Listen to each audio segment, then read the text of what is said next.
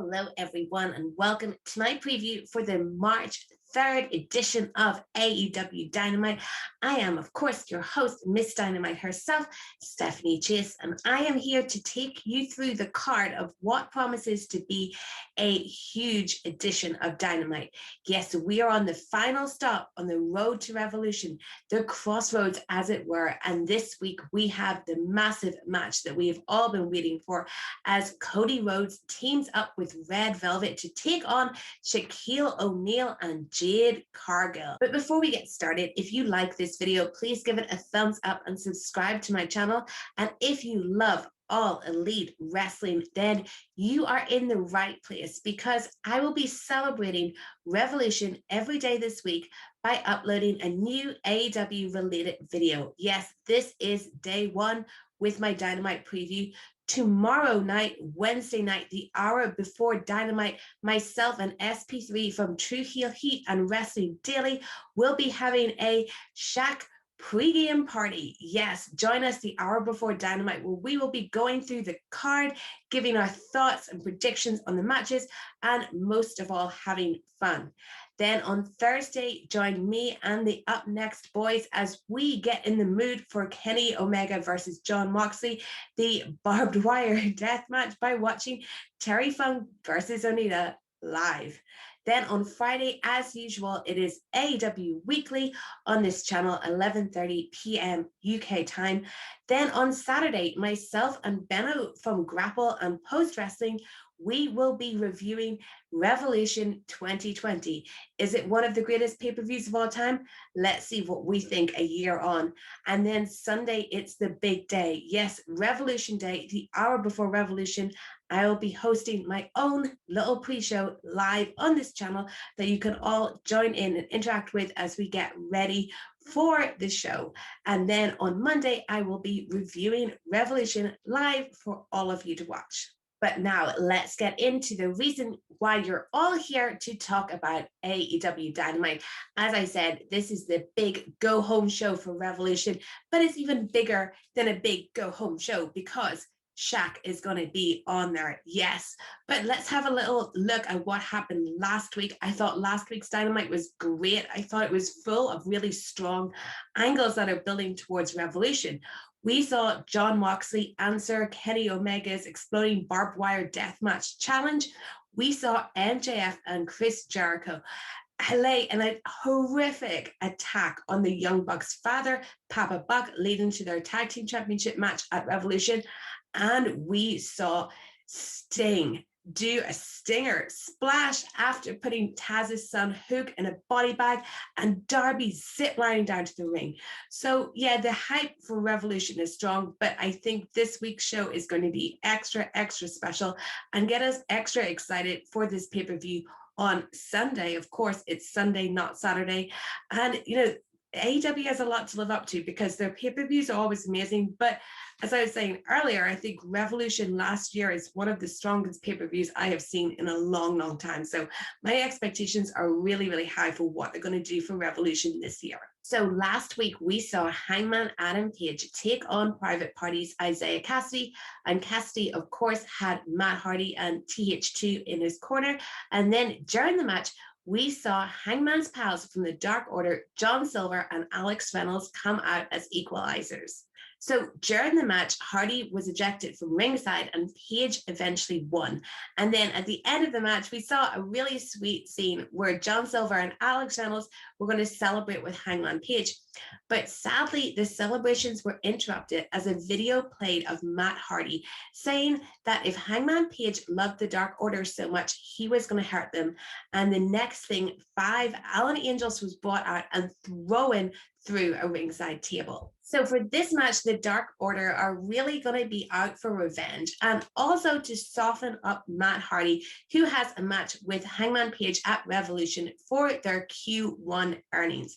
Now, anyone who watches any of my AEW content knows how much I love the relationship between Hangman Adam Page and the Dark Order. I think it's the most beautiful thing happening in wrestling right now. So I'm really glad to see that the Dark Order are still supporting Paige and we still have this alliance. And I really hope that Paige is out there to give his support to the Dark Order this week after how they helped him last week. However, really, I can see that Matt Hardy's team will probably get the win here because I think that Paige is going to be the one who gets the big win over Hardy at Revolution. So it kind of makes sense if Hardy and Private Party and THQ are able to get one over on Paige's friends, the Dark Order, on the go home show for the pay-per-view.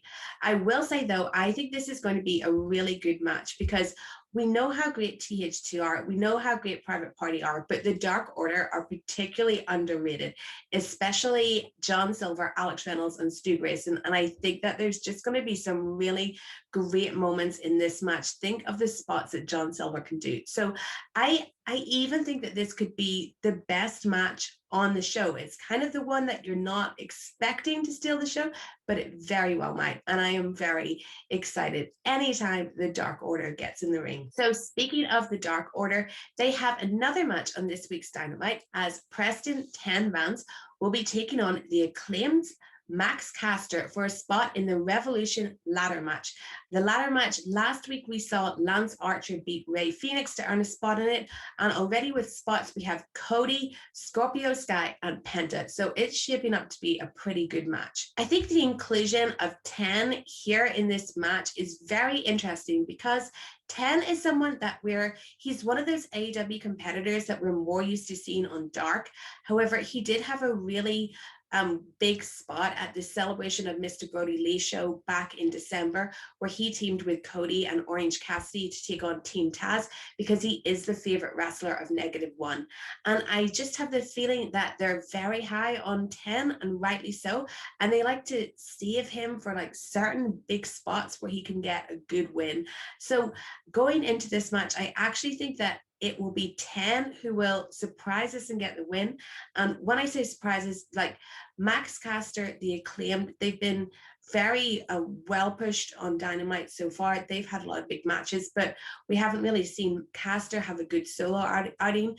And since there is a tag team match on Revolution that the Acclaim could be part of, I really think that this is setting up a big kind of emotional win, unexpected win for 10 to insert him into this ladder match where hopefully he'll have a spot where he can really shine in there with guys like Cody, who, yes, he's already previously teamed with, Lance Archer, Penta. So yeah, to me, it seems like a really good spot for 10 to really further try and make a name for himself in AEW. But just like the previous match, I also think this has the potential to steal the show as well. This Dynamite, there are going to be so many eyes on it because of Shaquille O'Neal, and it's very interesting the other matches that they put around this big Shaq match, such as the previous Dark Order tag team match and this match with 10 and Caster. So just like the one before, yeah, I think this also has the potential to steal the show on the night. Now on to the women's Eliminator tournament, because we have the finals. Yes, on Wednesday night, we will find out who will face Hikaru Shida for the AEW Women's Championship at Revolution. The Japanese side of the bracket was won by Ryo Mizunami, who will be taking on Nyla Rose after she defeated Thunder Rosa on Monday. This match is very, very hard to predict because I just feel like the fact that they have gone to the trouble of bringing over Ryo Mizunami from Japan makes me feel like she kind of has to be the person to challenge Hikaru Shida. And I think they'd have a really great match together. However, I don't think there's a storyline there. So it's maybe not the most exciting option. But yeah, just her inclusion in this tournament, having the Japanese bracket, what they've gone through to make that possible, makes me think that perhaps the winner of this tournament is going to be a Japanese wrestler.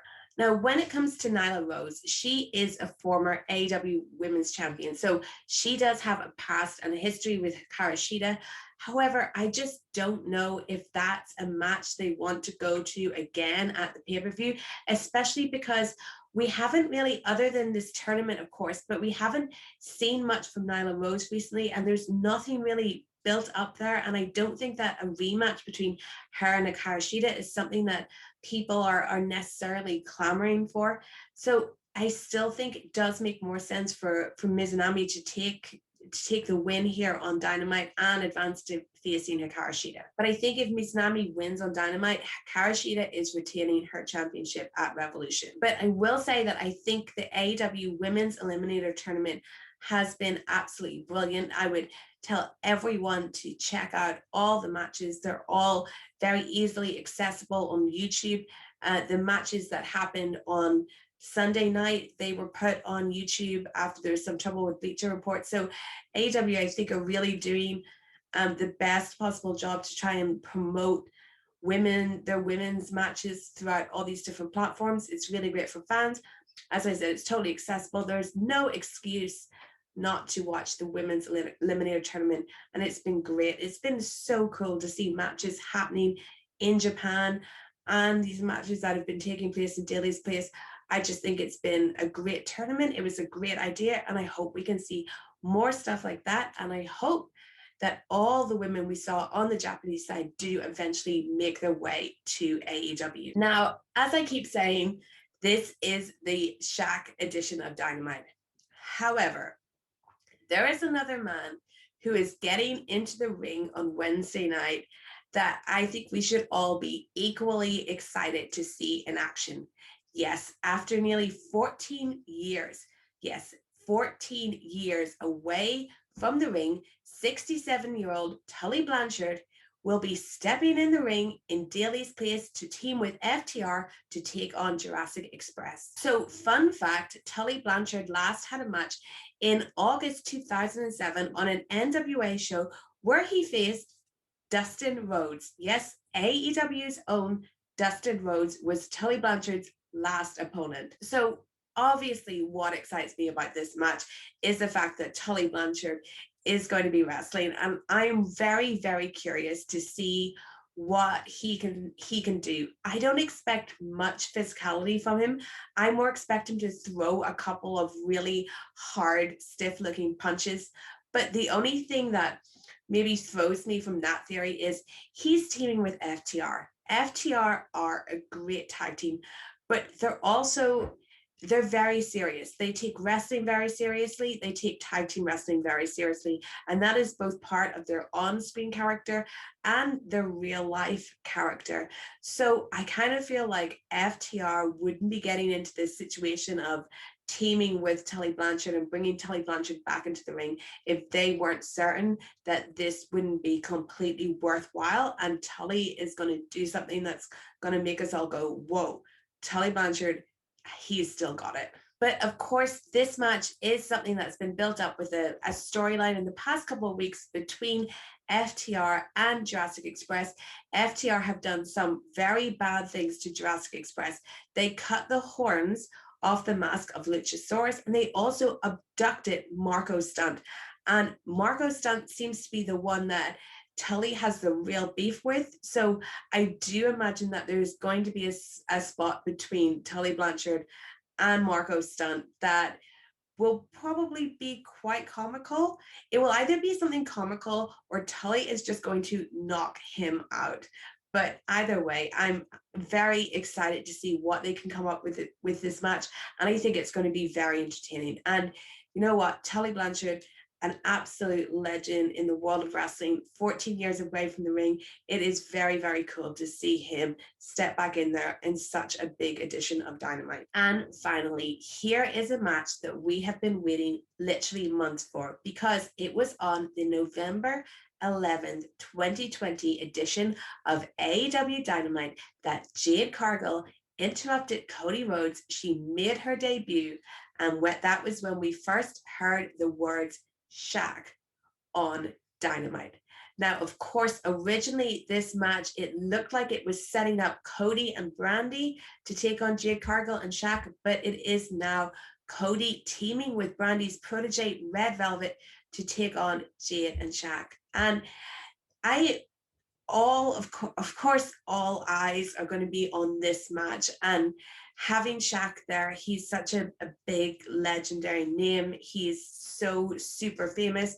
Shaq has teased in the past doing a match with the Big Show in WWE, but it never happened. And now we're finally getting to see Shaq step in the ring.